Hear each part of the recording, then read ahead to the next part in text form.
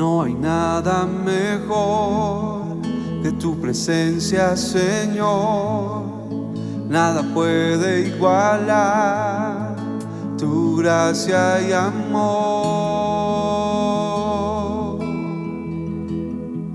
Tu presencia, Dios.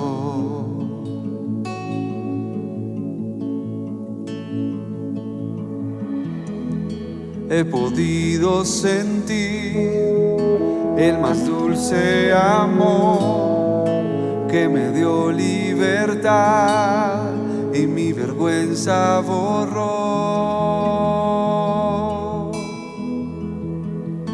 Tu presencia, Dios.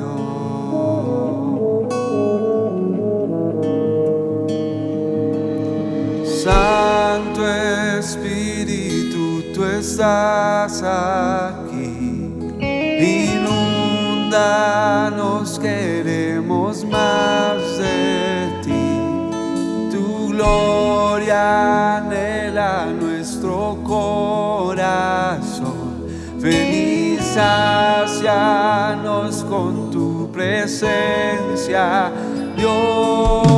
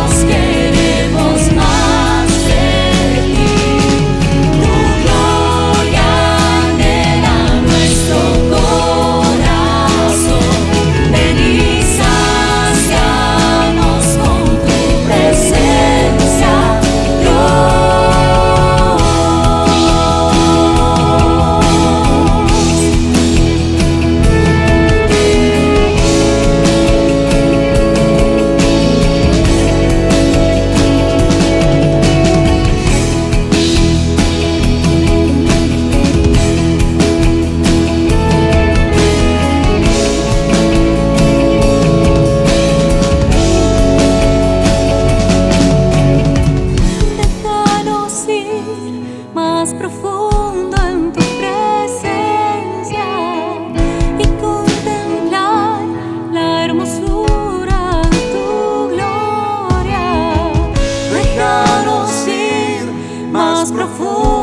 tu presencia.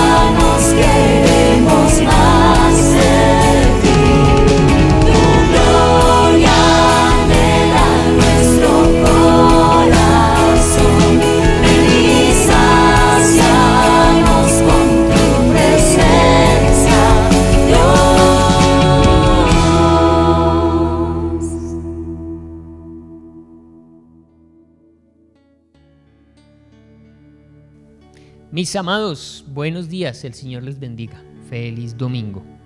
Si usted está escuchando esta predicación es porque el Señor aún no ha venido por su iglesia. Pero no significa que no vaya a venir. Ese es nuestro tema, estamos hablando acerca de la segunda venida de Cristo. Entonces acompáñame a orar para pedirle al Señor sabiduría, discernimiento, inteligencia, memoria y sobre todo capacidad para obedecer su palabra. Padre, una vez más delante de ti, con el privilegio de estar estudiando tu preciosa palabra, nos honra mucho, Señor, el privilegio de escuchar tu preciosa voz y una voz que cada día se hace más urgente porque está más cercano el día de nuestra redención que cuando creímos, como lo dijo el apóstol Pablo, y nos estamos preparando para tu regreso. Bendice esta palabra para que active el corazón de tu iglesia, para que despierte al que está dormido, para que convenza al que aún no cree que tú vienes, Señor. Úsala con poder, te lo ruego en el nombre de Jesús, para transformarnos. Amén y amén. Bueno, amados, seguimos en nuestro Evangelio de Lucas, estamos todavía en el capítulo 12. Habíamos leído el jueves pasado desde el versículo 35 al 40 y estuvimos viendo acerca de que el Señor nos pide estar preparados. Esa predicación del jueves tenía que ver con estar preparados. Estar preparados, ceñidos vuestros lomos, ¿lo recuerdan? La lámpara encendida. Estar como siervos cumpliendo la voluntad del Señor y atentos para que el ladrón no nos coja por sorpresa. Y el tema de hoy es las ventajas de estar preparado. Qué rico vivir como cuando a un niño se le dice que va a ir a un paseo. Ni duermen esperando que amanezca para ir a ese paseo. Mis amados, lo que nos espera a nosotros de parte de Dios es algo que no logramos imaginar. Cosas que ojo no vio ni oído escuchó son las que Dios ha preparado para los que le aman. Pero simplemente puedas creer que el Señor va a cumplir esa promesa y seas como un niño y esperes ansioso su regreso.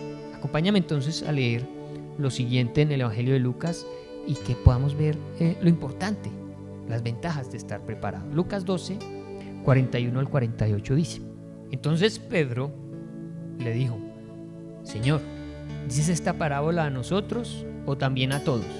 Entonces Pedro, que es el que siempre ponen ni los imagino a los discípulos pegándole codos a Pedro, pregunte, a ver usted qué es el que...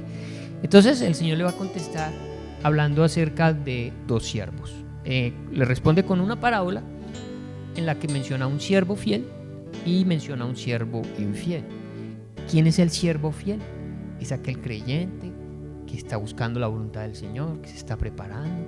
¿Quién es ese siervo infiel? Es aquellos que no conocen al Señor, que están viviendo sus vidas alejados de Cristo, pero también tristemente un siervo infiel es aquel que incluso estando dentro de la iglesia, viviendo dentro de la iglesia, no está viviendo esperando la segunda venida del Señor, ni se está preparando para ese regreso. A ese también el Señor lo llama un siervo infiel. Por lo tanto, si juntamos fieles e infieles, podemos decir que la respuesta de Jesús a Pedro es: esto es para todos, Pedro, no solo para ustedes, los siervos fieles, es también para los que no lo son. De este siervo fiel, el Señor nos va a hablar características muy puntuales y también nos va a hablar características puntuales del siervo infiel. ¿Con qué fin? Pues con el fin de que nos revisemos y podamos entender, bueno, ¿yo qué clase de siervo soy? El Señor anunció que vendría tanto a unos como a otros, yo lo estoy escuchando, pero ¿qué clase de siervo soy? Características de un siervo fiel. Versículo 42 al 44 en Lucas dice: Y dijo el Señor: ¿Quién es el mayordomo fiel y prudente, al cual su Señor pondrá sobre su casa para que a tiempo les dé su ración? Bienaventurado aquel siervo al cual cuando su Señor venga le halle haciendo así. En verdad os digo que le pondrá sobre todos sus bienes. Por eso la importancia de estar preparados, porque hay una recompensa gloriosa. Características de un siervo fiel: representa a los verdaderos creyentes. Un verdadero creyente está esperando la segunda venida de Cristo. Segundo, son buenos administradores de las riquezas espirituales que el Señor les entregó cuando se fue. El Señor te ha dejado a ti una gran riqueza espiritual y Él espera que la uses en el reino del Señor. No esperes o pensar que el siervo fiel es el pastor, que esto se refiere a los pastores, a la gente que enseña la palabra, porque el Señor a ti también te ha dejado riqueza espiritual. Tú también tienes cosas con las cuales alimentas el cuerpo de Cristo. Tú también tienes palabra para predicarle a los que no conocen del Señor. ¿Qué características más tiene el siervo fiel? Están listos para el regreso de Cristo. Están en su mente constantemente pensando: mi Señor viene, en cualquier momento viene. Y eso los lleva a todo el tiempo estar revisando su caminar, su andar. Otra característica los llama fiel. Hay dos palabritas que él usa: fiel y prudente. Fiel. La palabra fiel empleada aquí es pistos. Es la misma palabra que se traduce por fe. Fe, fidelidad, es un sinónimo que usa la palabra del Señor porque implica que solamente se puede ser fiel porque se ha creído en Jesús. ¿Quién es el fiel? El que tiene su fe en Cristo, el que ha sido salvo, el que ha sido lavado por la sangre de Cristo. Eso significa el siervo fiel. Y prudente el prudente es el que tiene la lámpara lista, encendida, iluminando su camino. Recuerden que las vírgenes, habían 5 que eran imprudentes, con sus lámparas apagadas sin aceite. Ellas hacen parte de esos siervos infieles, pero el siervo fiel es prudente, está siempre con su luz, con su lámpara encendida. Y tienen mucha sabiduría de Dios, sabiduría de lo alto. Viven de acuerdo a la sabiduría que viene del cielo.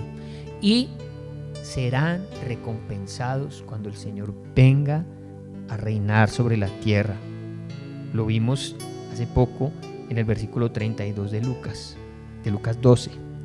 No temáis, manada pequeña, porque a vuestro Padre le ha placido daros el reino. El Señor a esos siervos fieles los va a poner sobre cosas mayores, más grandes. Recuerden que el Señor va a decirle: bien, buen siervo y fiel, en lo poco fuiste fiel, en lo mucho te pondré, entra en el gozo de tu Señor. Eso también caracteriza al siervo fiel. Segunda de Timoteo 2:12 habla acerca de que reinaremos con el Señor cuando Él venga a la tierra por 1000 años. Serán entregados dominios a los siervos fieles y gobernarán sobre la tierra. Dice Segunda de Timoteo 2:12, la primera parte: si sufrimos, también reinaremos con Él. Porque el siervo fiel muchas veces tendrá que padecer y pasar por cosas difíciles, pero ¿qué lo motiva? Saber que un día va a ser recompensado y va a reinar junto con el Señor. Características del siervo malo, versículo 45 al 48 de Lucas 12. Mas si aquel siervo dijere en su corazón: mi Señor tarda en venir, y comenzare a golpear a los criados y a las criadas, y a comer y beber y a embriagarse, ¿vendrá el Señor de aquel siervo en día que éste no espera? ¿Qué diferencia con el otro? El otro sí está esperando. El siervo infiel no se va a dar cuenta, lo va a coger de sorpresa y a la hora que no sabe, y le castigará duramente, mientras que a los que están preparados les va a recompensar maravillosamente. A estos los va a castigar duramente y le pondrá con los infieles. Aquel siervo que, conociendo la voluntad de su Señor, no se preparó. Y aquí es en donde yo les digo, estos hermanos de la iglesia, llamados cristianos, que conocen toda la palabra, pero que aún conociéndola, percatándose de lo que la Biblia dice, no se preparan. Ellos también hacen parte de estos siervos malos. Aquel siervo que, conociendo la voluntad de su Señor, no se preparó ni hizo conforme a su voluntad, recibirá muchos azotes. Mas el que, sin conocerla, hizo cosas dignas de azotes, será azotado poco, porque a todo aquel a quien se haya dado mucho, mucho se le demandará, y al que mucho se le haya confiado, más se le pedirá. Así que resumiendo, las características de un siervo malo, podemos decir que ellos dicen en su corazón. Para uno poder decir en su corazón, se ha tenido que convencer de cosas, ha tenido que sentarse a pensar la vida y concluir: no, mi Señor tarda en venir. Amado, si esa es lo que tú estás pensando, cuidado, porque puedes estar entrando dentro del grupo de los siervos infieles, los que empiezan a decir: mi Señor tarda en venir. También, ¿qué característica tiene este siervo infiel? Es violento, usa la violencia y se dedica a pecar. Es lo que dice el texto cuando dice comer, beber, embriagarse y golpear a sus consiervos. Son personas dedicadas a vivir pecado, a vivir en pecado y a usar la violencia. Caracteriza a un siervo infiel. También son malos administradores de los recursos que le fueron asignados por el Señor. ¿Por qué? Porque los usan para su propio gusto, no son nuestros. Todo cuanto recibimos de parte de Dios, dice la palabra, no hay nada que el hombre haya recibido que no venga del cielo. Todo cuanto tú tienes y cuanto tú eres fue dado por Dios para que lo administres para gloria de Dios. Pero cuando lo usas para tu propio beneficio, te estás convirtiendo en un siervo infiel. Cuando en vez de usar tus talentos, capacidades, dones, tus recursos, tu vida, tu fuerza, tu tiempo, para glorificar el nombre del Señor, te dedicas a vivir para ti la vida y a vivir en pecado y a malgastar los recursos, te conviertes en un siervo infiel. También es una persona que vive bajo la ilusión de que tendrá mucho tiempo para disfrutar de su pecado antes de que el Señor regrese. Esas personas se dicen a sí mismos: como mi Señor tarda en venir, pues yo voy a aprovechar, yo voy a seguir haciendo esto que me gusta. Y prolongan su pecado en el tiempo con una ilusión: tendré oportunidad al final de arrepentirme. De repente algo va a pasar que me va a ayudar a detenerme y me voy a juiciar antecitos de que el Señor venga, antecitos de morir. Es una mentalidad que tiene el siervo infiel. Está convencido que como va bien y que no va a pasar nada. También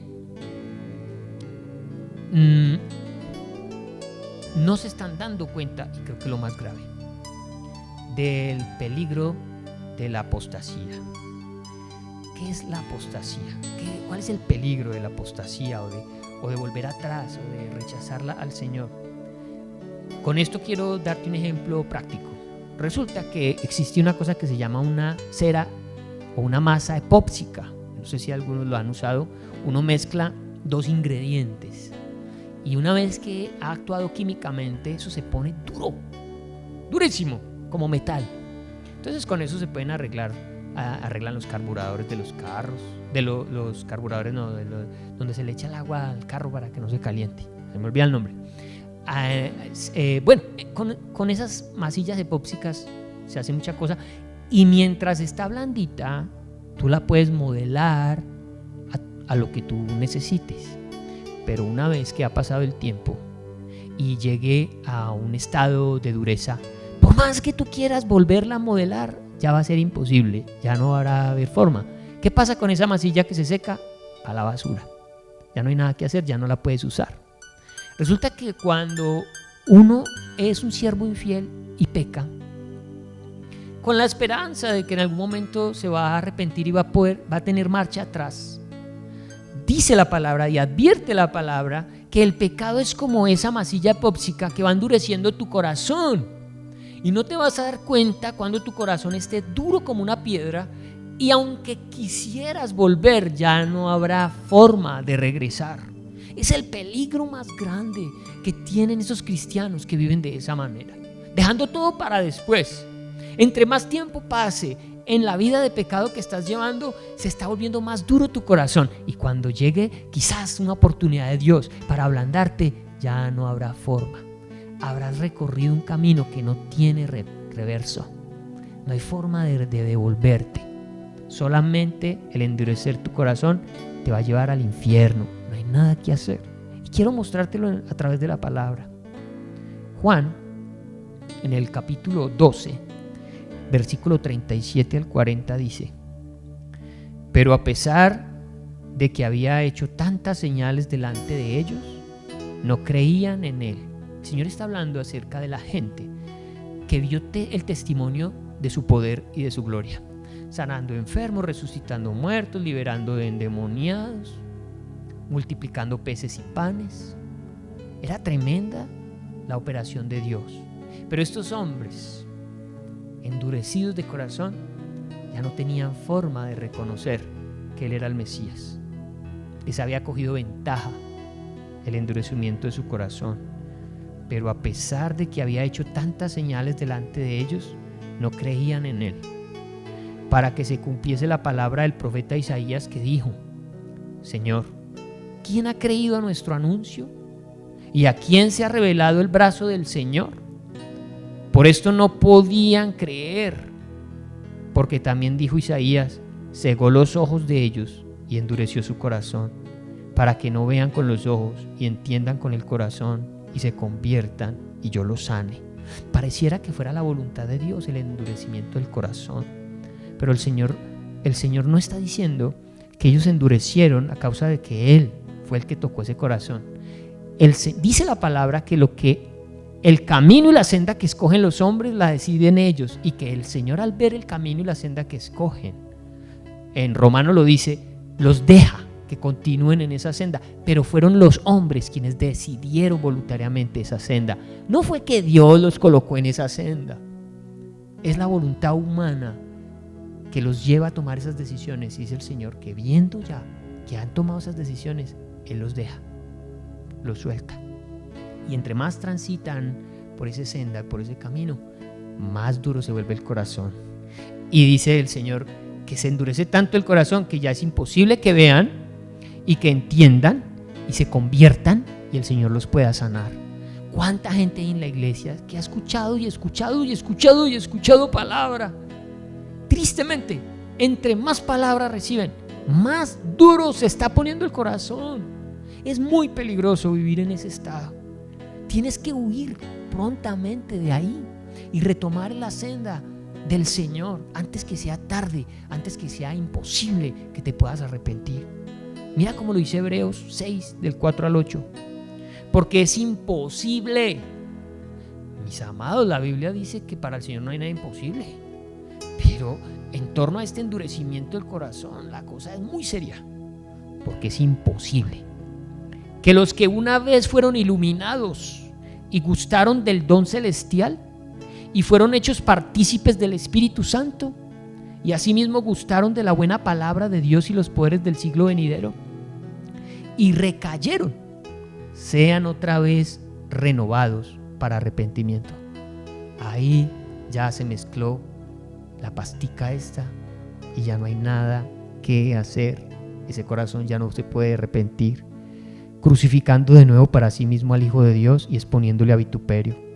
Porque la tierra que bebe la lluvia que muchas veces cae sobre ella y produce hierba provechosa a aquellos por los cuales es labrada, recibe bendición de Dios. Esa misma lluvia, esa misma palabra hace que los corazones blanditos continúen blanditos. Pero tristemente, esa misma palabra, para aquellos que tienen un corazón duro, en vez de ablandarlos, los va a endurecer aún más. Pero la que produce espinos y abrojos es reprobada, está próxima a ser maldecida y su fin es el ser quemada. Ese es el destino de aquellos siervos infieles que dejan todo para última hora, pero que no se están dando cuenta que cada día que pasen en su pecado aumenta la dureza de su corazón y la imposibilidad de que algún día se puedan arrepentir y puedan retomar el camino. Romanos 1:28, les hablé ahora un poco acerca de él, de cómo Dios los deja a su extravío. En el versículo 28 dice: y como ellos no aprobaron tener en cuenta a Dios, ojo que la decisión fue de ellos no tomaron tener en cuenta a Dios, entonces Dios los entregó a una mente reprobada para hacer cosas que no convienen. No es que Dios los haya puesto en ese camino, fue decisión de ellos. Pero una vez que Dios los ve por ese camino, tiene que decirles: arrepiéntete, vuelve, o ya no vas a tener retorno. El resultado, mis amados, de un mal cálculo. Miraron el reloj y dijeron: mi Señor tarda, voy a seguir aquí en la fiesta, voy a seguir aquí en la parranda, voy a seguir haciendo lo que se me está dando la gana. Él como que se está demorando. El peligro de un mal cálculo. Ojo, iglesia, estás a tiempo. Tú que me estás escuchando, quiero leerles el versículo 46 al 48 que ya leí, pero se lo quiero leer en la Nueva Traducción Viviente, porque me gusta cómo hace esta escena, cómo muestra de una manera especial la escena en la cual el Señor viene y se encuentra con el siervo infiel. Lucas 12, 46 al 48, la Nueva Traducción Viviente dice: el amo regresará inesperadamente y sin previo aviso. Cortará al siervo en pedazos. La otra versión no dice eso, pero en el lenguaje más textual, en el griego, es lo que está diciendo la palabra ahí. Tremendo eso. Cortará al siervo en pedazos y lo expulsará junto con los infieles. Eso se llama infierno, castigo eterno. No es que está hablando de disciplina, como hablamos nosotros en la iglesia, cuando hay que disciplinar a un hermano que ha pecado, está bien, en algún momento se ha podido desenfocar, pero la disciplina lo encamina. No, para este momento ya esta persona, ya la disciplina en la iglesia no le valió, ya el camino que tomó lo ha endurecido tanto que lo único que le queda ya es simplemente la condenación eterna. A eso se refiere partirlo en pedazos. Es el nivel de castigo. Lo expulsará con los infieles. Aquí vamos a mirar, en esta versión se dejan ver 3 tipos de siervos infieles. El peor de todos, el de la mitad y el menos peor. ¿Sí? Miremos cómo hay 3 niveles de malos siervos o de siervos infieles y también de castigo para cada uno de ellos. Entonces, el primero: el amo regresará inesperadamente y sin previo aviso, cortará al siervo en pedazos y lo expulsará junto con los infieles. Segundo siervo: un siervo que sabe lo que su amo quiere, pero no se prepara ni cumple las instrucciones, será severamente castigado. El primero, que golpeó, que azotó, que se embriagó, que será cortado en pedacitos. El segundo es un siervo que sabe lo que su amo quiere, pero se distrajo, no cumplió con las instrucciones. A pesar de eso, será severamente, dice aquí la palabra, castigado. No tanto como el primero, pero sí habrá un castigo severo. Y hay un tercero en el versículo 48. Pero alguien que no lo sabe y hace algo malo, será castigado levemente. Digamos que esa es esa persona que nunca fue a la iglesia, no conoció al Señor. Se va a condenar igual porque la salvación es por creer en Cristo, pero el castigo para ese no será tan severo como para los otros 2. Será castigado levemente. A alguien a quien se le ha dado mucho, mucho se le pedirá a cambio. Y a alguien a quien se le ha confiado mucho, aún más se le exigirá. Los incrédulos serán sentenciados al infierno. Pero el Señor está clarificando aquí claramente que no todos en el infierno van a pasar por los mismos castigos. Hay uno que será cortado en pedazos. Hay un segundo que conocía la verdad, pero que, como les dije ahora, estaba un poco distraído. No abusó como de los recursos ni fue tan violento como el otro, pero no estuvo preparado para el regreso de su amo. Este también será castigado. Y hay un tercero que no conocía la voluntad de su Señor. La ignorancia lo exonera de la dureza del juicio, pero aún así también será azotado poco. Advertencias finales. No sin antes decir que así como en el infierno hay niveles de castigo, en el cielo hay niveles de recompensa. Saben ustedes que habrán quienes pasen rastrilladitos sin recibir ningún tipo de galardón, y habrán otros que recibirán coronas y galardones. Debemos vivir de tal manera que tengamos galardones. Lógicamente, vivir de tal manera que escapemos de este juicio tan terrible que el Señor está hablando aquí a esta clase de siervos. Advertencias finales en Lucas 12, en el versículo 48, segunda parte, dice: a todo aquel a quien se haya dado mucho, mucho se le demandará. Y al que mucho se le haya confiado, más se le pedirá. ¿Qué significa esto? Que a mayor conocimiento, mayor peligro, mi amado. Por eso dice la palabra: no os hagáis maestros muchos de vosotros, porque el maestro recibirá mayor condenación. No es lo mismo el pecado de una ovejita que de un pastor. Sí, el pecado es pecado, pero cuando alguien a quien se le ha entregado mucho, alguien a quien Dios le ha entregado sabiduría, conocimiento y autoridad peca, el pecado de esa persona va a influenciar a muchos, va a hacer un daño terrible. No se puede comparar el daño con el de esa ovejita. Aquí el Señor está claramente diciendo que al que mucho se le da, mucho se le demanda. Por lo tanto, entre más palabra escuchas tú, más predicaciones escuchas aquí con nosotros, en enlace, en la emisora, en internet, te haces más digno de juicio en la medida en que no lo pones por obra. A veces el Señor nos dice a nosotros los pastores: ya no le digas nada más, porque entre más le digas, más aumentas el juicio sobre esa persona. Dice la palabra que hay quienes Dios los deja vivir en esta tierra solo para que acumulen juicio para el día del juicio, para que acumulen. Y mis amados, entre más palabra tú escuches, más milagros, de más milagros seas testigo, tengas testimonio en tu vida, mayor será el castigo para ti. Es muy grave que la gente en la iglesia del Señor viva como quiera, porque el castigo para aquellos que han conocido la verdad será peor que aquellos que nunca escucharon del Evangelio. El castigo para aquellos que vinieron a la iglesia y se sentaron en las sillas, pero siguieron viviendo las vidas como querían, será peor que aquel que nunca escuchó el mensaje de salvación. Lo dice aquí la palabra. Así que rechazar de manera desafiante el Evangelio, rechazar el inminente regreso de Cristo, ser indiferentes a estas palabras, es arriesgarse a una tragedia eterna, es arriesgarse bobamente. Hebreos, ya para terminar, nos hace una exhortación a todos nosotros. Exhortación para todos en Hebreos 10, del 26 al 31. Dice la palabra: porque si pecaremos voluntariamente, después de haber recibido el conocimiento de la verdad,